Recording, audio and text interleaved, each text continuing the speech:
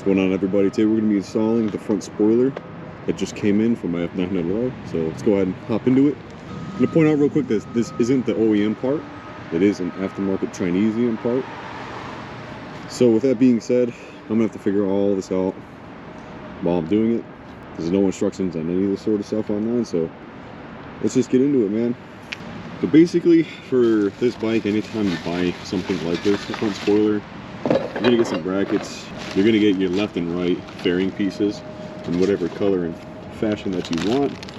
Some mounting hardware, and then the connecting bracket in the middle. So it didn't really take very long to come across the first obstacle. So you basically have these little flat nuts, and you have to put them on here, but they're not quite the right size. So if you see like the width, the little thing right here, look at the size of the flat nut they give you.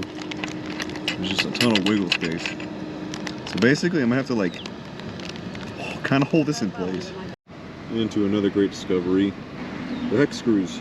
You put on those little clips, and then you kind of just put these two pieces together, and then you put in these little screws. One side is literally just the one screw right here, and then there's a little guide pin for a clip right here. And then the other side, there's two screws. You got one right here and one right here. That's it. And then the next thing we're going to do is work on the bracket stuff over here.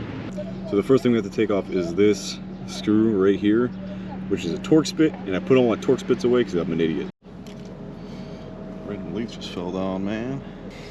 So this one's going to be a T45. Wow, she's tight, man.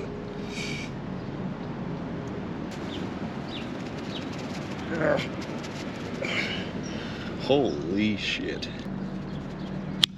Oh, my hand. Oh, fucking bastard.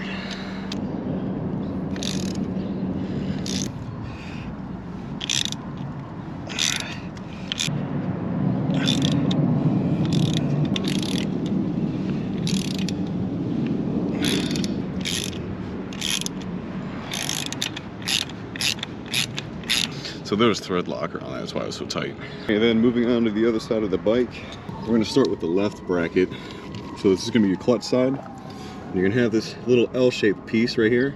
I actually put the bike on the center stand because you're going to need to get under the bike a little bit. Looks like this piece is bent a little bit, but it should go in fine. I don't think this is the right one.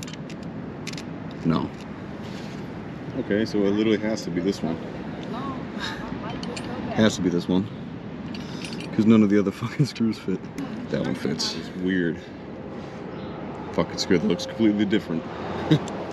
The OEM stuff might be expensive, but you fucking know damn well it's gonna fit.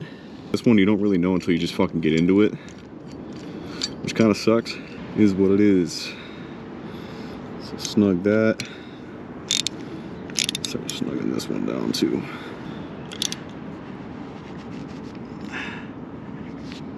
Oh.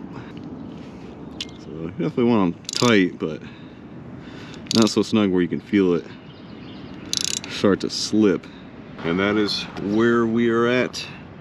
This little piece just kind of sticks out right there. Actually feels pretty solid. I don't know what this is going to be for, but this one is kind of just here. Moving on to the right side of the bike, your brake side of the bike, you're going to have the other bracket, which is going to be two more screws. So it's the first one we took out before.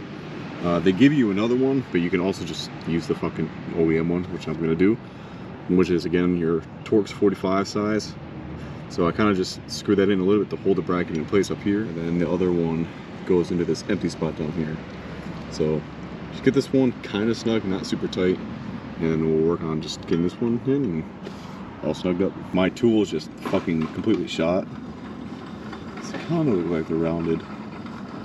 But some of these I can't really tighten down with what I got, so I'm gonna go see if I can find something better. We ain't fucking around now. I got two more, pretty much the same size as the handheld ones, and then a little bit for my screwdriver. These had quite a bit more to torque down, like all the way to where like I was satisfied, like it's not gonna rattle loose, hopefully. So, the one thing to point out about this side is you have one right here. You have one right here, it's pretty obvious. But there's also another one of those screws on the back side, right where my finger is. You can't really see it. You can see it right there. So this is the only hidden one. Make sure you get that one, and you should be all set. So I'm gonna go through the other side, tighten them all up again, and should be good to go. All right, peeps, here's your final look.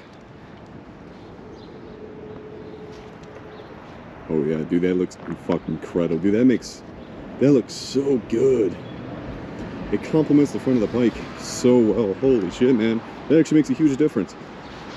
Like, I really didn't think it would look that much different, but it really does, man. The whole bike, with everything I got done to it, color-wise, it really just kind of fills it out, you know what I mean? Little stuff like engine spoiler, little cowl over the fucking rear seat, little silver accent pieces here and there. Like, it just looks complete, man. And that's all there is to it, guys. Hope the video helped you get this stuff on. Now, BMW does have an installation manual for the OEM part, and it's a little bit different than this. But if you're getting OEM part engine spoiler put on after you buy the bike, that'll help you out a lot. I'll leave a link down to that in the description below. But other than that, guys, see you in the next one. Happy riding.